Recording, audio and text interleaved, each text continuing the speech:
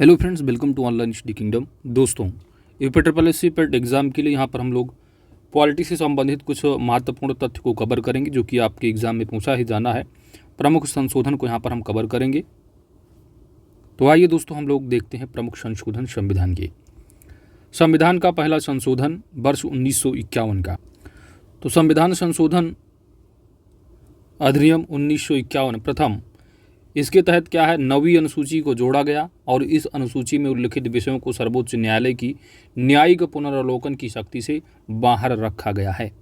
और judicial review का जो उच्चतम न्यायालय का जो आर्टिकल पूछा जाता है आपसे अक्सर, तो याद रखिएगा 137 होता है। अगला संविधान संशोधन है महत्वपूर्ण 36वां संविधान संशोधन 1975।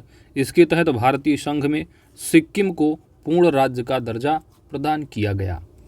और जैसा कि आप जानते हो, सिक्किम राज्य का जो गठन हुआ है वह कब हुआ है, तो सिक्किम राज्य का गठन जो है 16 मई 1975 को किया गया था। किस संविधान संशोधन के तहत, याद रखिएगा 36वां। तो 42वां संविधान संशोधन 1976 यदि महत्वपूर्ण है। अक्सर यदि आपसे स्टेटमेंट दे के पूछ ले कि निम्नलिखित में से कौन सा संविधान संशोधन है जिसको कि मिनी कॉन्स्टिट्यूशन भी कहा जाता है, तो 42वां संविधान संशोधन याद रखिएगा। इसके तहत जो है प्रस्तावना में जो आपका प्रियम्बल्स है, प्रियम्बल्स में समाजवादी, पंथ निरपेक्ष और अखंडता शब्द को जोड़ा गया है। और आप जानते हो प्रियम्बल्स जो प्रस्तावना है, और अभी तक प्रस्तावना जो है एक बार संशोधित की गई है, और वो भी वर्ष 1976 का 42वां संविधान संशोधन के तहत। 42वें संविधान संशोधन के तहत भाग 4 का में नागरिकों के मूल कर्तव्यों को भी जोड़ा गया है। तो संविधान का जो भाग 4 का है, तो 4 का और मूल कर्तव्य का जो आर्टिकल होता है, आर्टिकल 51 का, ठीक है, जिसके तहत आप 11 मूल कर्तव्यों को कवर करते हो। और ये 42वें संविधान संशोधन के तहत 1976 में ऐड किया गया, क्योंकि मूल संविधान जब बना था आपका उस समय यह नहीं था, 1976 में ऐड किया गया संशोधन कर। टोटल कितने हैं, तो संविधान जब 1976 के तहत ऐड किया गया तो 10 मूल कर्तव्य रहे। उसके बाद 86वां संविधान संशोधन करके मूल कर्तव्य और जोड़ दिया जाता है, तो टोटल 11 मूल कर्तव्य हैं। राष्ट्रपति को मंत्रिमंडल की सलाह मानने के लिए बाध्य किया गया, किस संविधान संशोधन करके, 42वां संविधान संशोधन के तहत। अगला है आपका 44वां संविधान संशोधन अधिनियम 1978 का। तो राष्ट्रपति के द्वारा विधेयक को पुनर्विचार के लिए एक बार वापस भेजने की जो शक्ति है वह प्रदान की गई संविधान के 44वें संविधान संशोधन के द्वारा। इसके बाद राष्ट्रीय आपात के संदर्भ में आंतरिक अशांति शब्द के स्थान पर सशस्त्र विद्रोह शब्द जो है वो रखा गया, ठीक है। आंतरिक अशांति को हटा करके यहाँ पर शब्द क्या दिया गया, सशस्त्र विद्रोह। किस संविधान संशोधन के तहत, 44वें संविधान संशोधन के तहत। इसके अलावा आप मूल अधिकार में पढ़ते थे, पहले संपत्ति का अधिकार मूल अधिकार हुआ करता था, लेकिन 44वां संविधान संशोधन 1978 का होता है और उसके तहत संपत्ति के अधिकार को मूल अधिकार की दर्जा समाप्त करके इसको विधिक अधिकार के तौर पर संवैधानिक दर्जा दे दिया जाता। तो अक्सर एग्जाम में आपसे पूछा जाता है कि संपत्ति का अधिकार किस तरह का अधिकार है, तो विधिक अधिकार कानूनी अधिकार है, याद रखिएगा। और इसको जो है आपका जो भाग 12 है फाइनेंस वाला, उसमें ऐड किया गया आर्टिकल 300A के तहत संपत्ति के अधिकार को। अगला है कि राष्ट्रीय आपात के दौरान अनुच्छेद 20 एवं अनुच्छेद 21 द्वारा जो प्रदत्त मूल अधिकार हैं इनको सस्पेंड नहीं किया जा सकता, और यह बात जो है 44वें संविधान संशोधन के तहत की गई है। तो राष्ट्रीय आपातकाल के दौरान अक्सर आपसे एग्जाम में पूछा जाता है कि कौन से फंडामेंटल जो राइट हैं वह सस्पेंड नहीं होते हैं, तो याद रखिएगा अनुच्छेद 20 है और 21 है।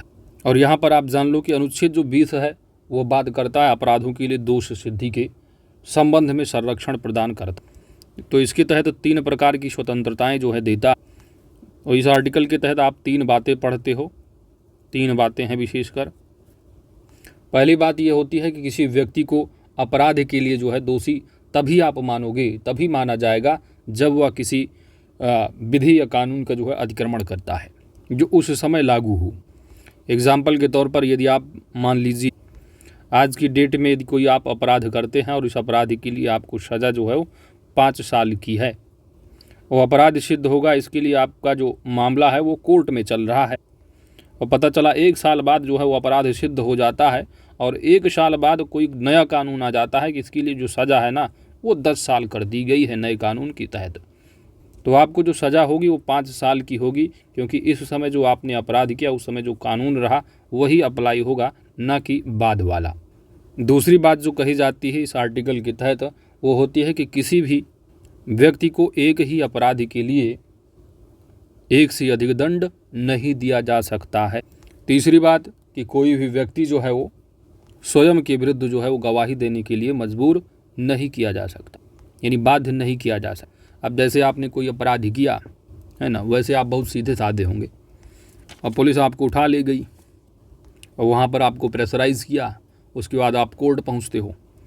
अब कोर्ट में वहाँ जज साहब पहुँचते हैं, अब वहाँ गवाही देने के लिए आप खड़े हो जाते हो जा करके, तो आप जो है आपको बाध्य नहीं किया जाएगा, ठीक है। अब इधर पुलिस खड़े होंगे, आपको देख रहे होंगे, ना जो बोला गया वही करो, है ना, नज़रों से, तो ये चीज़ मतलब आप बाध्य नहीं होंगे स्वयं के विरुद्ध गवाही देने के लिए, जब तक कि आप अपने मन से बिल्कुल बसरते ना कहें, ठीक है।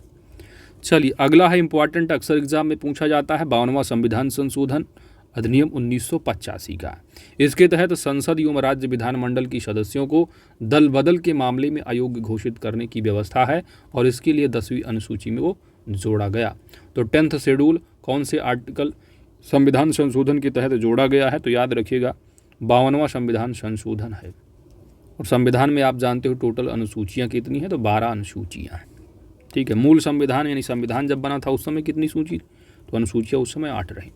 61वां संविधान संशोधन अधिनियम 1988 है। नागरिकों के मतदान करने की जो न्यूनतम आयु है इसको 21 वर्ष से घटाकर 18 वर्ष कर दिया गया। तो पहले जो है 1988 तक क्या था भाई, 21 वर्ष जो है उन्हीं को जो है वो मतदान करने की जो है वो अधिकार रहा है उनके पास। फिर आता है 61वां संविधान संशोधन, अब कहा जाता है कि जो 18 वर्ष हैं कंप्लीट कर चुके हैं वो भी जो है अपना मतदान करेंगे। तो कौन सा संविधान संशोधन है, याद रखिएगा 61वां। अगला पूछा जाता है कि संघ शासित जो प्रदेश दिल्ली है इसको राष्ट्रीय राजधानी क्षेत्र का जो दर्जा दिया गया किस संविधान संशोधन के तहत, तो 69वां संविधान संशोधन 1991 के तहत।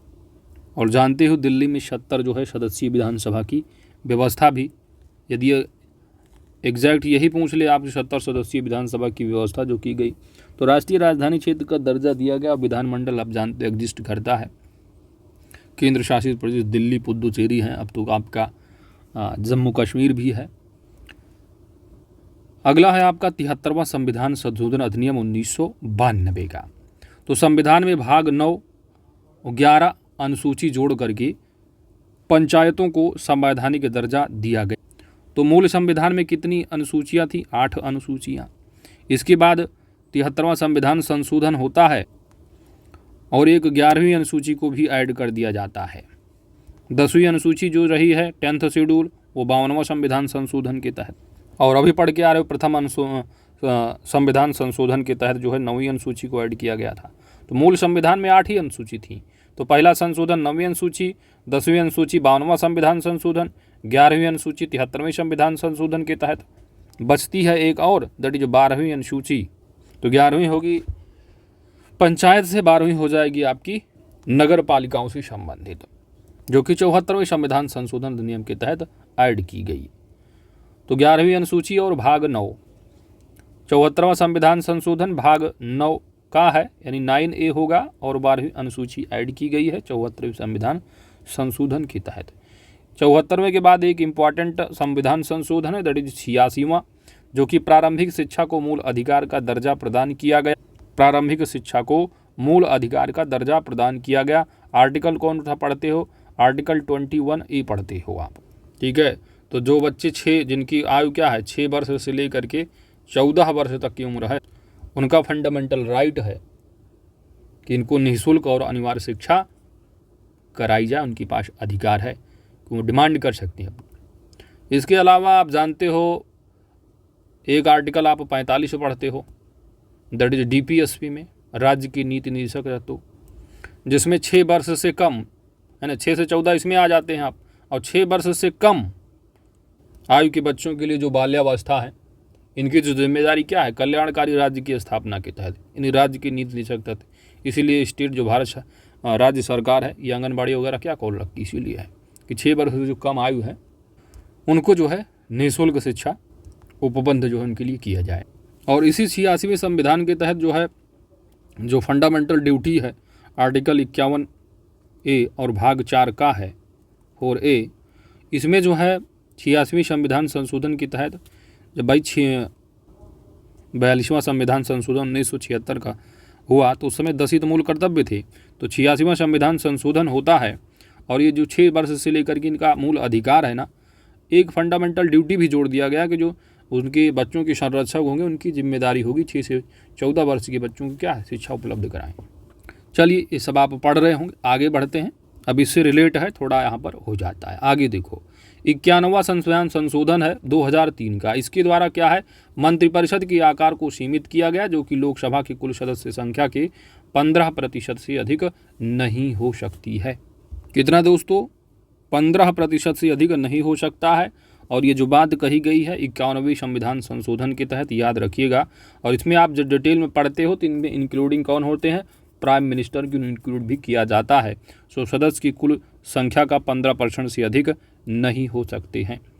आगे देखो अगला है 97, तो 97वां संविधान संशोधन है 2011 का।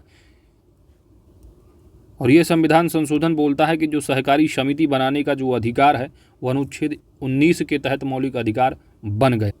तो यदि एग्जाम में पूछ लिया जाता है आपसे कि सहकारी समिति बनाने का जो अधिकार है वह किस तरह का अधिकार है, तो याद रखिएगा फंडामेंटल राइट के तहत आर्टिकल 19 किस संविधान संशोधन के तहत बात की गई, तो 97वां संविधान संशोधन है 97। सहकारी समिति कोऑपरेटिव सोसाइटी की यहाँ पर बात की गई। इसके अलावा 101वां संविधान संशोधन है जो कि करंट से अक्सर पूछा जा रहा है बार बार घुमा के। तो 101वां आपका जीएसटी का है, ठीक है। डिजिट बहुत आसान है याद रखना, याद रखिएगा जीएसटी जो कि 1 जुलाई 2017 से चल रहा है, लागू है और सबको सता रहा है 2017 से, है ना। इस तरह याद रखो यार, 1 जुलाई 101 रुपये ले लो, जीएसटी का पेमेंट कर दो, शुभ शुभ गिनती है 101, याद रखो। 102वां संविधान संशोधन, तो पिछड़ा वर्ग आयोग को संवैधानिक दर्जा किस संविधान संशोधन के तहत दिया गया है, 102वां संविधान संशोधन। वहीं पर सामान्य वर्ग के जो EWS वाला 10% का जो कोटा है रिजर्वेशन का, इसको किस संविधान संशोधन के तहत, तो 103वां संविधान संशोधन के तहत संवैधानिक दर्जा दिया गया। इसके बाद 104वां संविधान संशोधन 2019 का, इसके तहत लोकसभा एवं राज्य विधानसभा में अनुसूचित जातियों और जनजातियों के लिए स्थानों के आरक्षण में 10 वर्ष की वृद्धि तथा लोकसभा एवं राज्य विधानसभा में नाम निर्देशन द्वारा आंग्ल भारतीय समुदाय की प्रतिनिधित्व संबंधी उपबंध का समापन। इसके बाद है 105वां संविधान संशोधन है, यह अंतिम संविधान संशोधन है। 105वां संविधान संशोधन 2021 और यह अधिनियम सामाजिक एवं शैक्षणिक रूप से पिछड़े वर्गों की पहचान करने एवं निर्दिष्ट करने हेतु राज्य व केंद्र शासित प्रदेशों को शक्ति को पुनः स्थापित करता है।